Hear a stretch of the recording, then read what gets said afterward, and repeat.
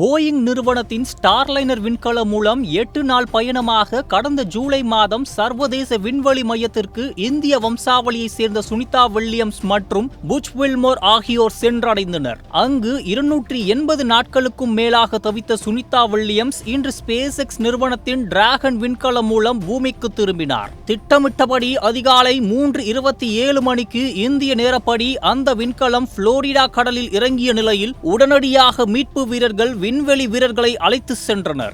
இந்த நாளில் இது மட்டுமின்றி மற்றொரு நல்ல செய்தியும் உள்ளது. அதாவது மனிதன் விண்வெளியில் நடை மேற்கொண்டு நேற்றுடன் 60 ஆண்டுகள் நிறைவடைகிறது.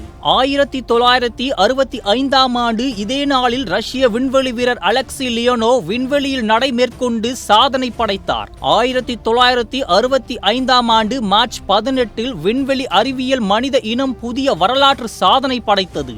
பூமியிலிருந்து 480 கிலோமீட்டர் உயரத்தில் விண்கலத்தில் இருந்து வெளியே வந்த அலெக்ஸை விண்வெளியில் நடந்த முதல் மனிதர் என்ற வரலாற்று சாதனைக்கு சொந்தக்காரரானார். அலெக்சி விண்கலத்துடன் இணைக்கப்பட்ட பாதுகாப்பு அமைப்பு மூலம் 24 நிமிடங்களை விண்வெளியில் செலவிட்டார். பல்வேறு விண்வெளி பயணங்களுக்கு பிறகு அலெக்சி லியோனோவ் 2019ஆம் ஆண்டு தனது 85 வயதில் மறைந்தார். இன்றைய நவீன யுகத்தில் விண்வெளியில் வீரர்கள் நடப்பது சாதாரண நிகழ்வாகிவிட்டாலும் 60 ஆண்டுகளுக்கு முன்பு ரஷ்ய விண்வெளி வீரர் அலெக்சி லியோனோவ் மேற்கொண்ட முதல் விண்வெளி நடை வரலாற்றில் என்றும் அழிக்க முடியாத அடையாளம் என்பது நிதர்சனம்.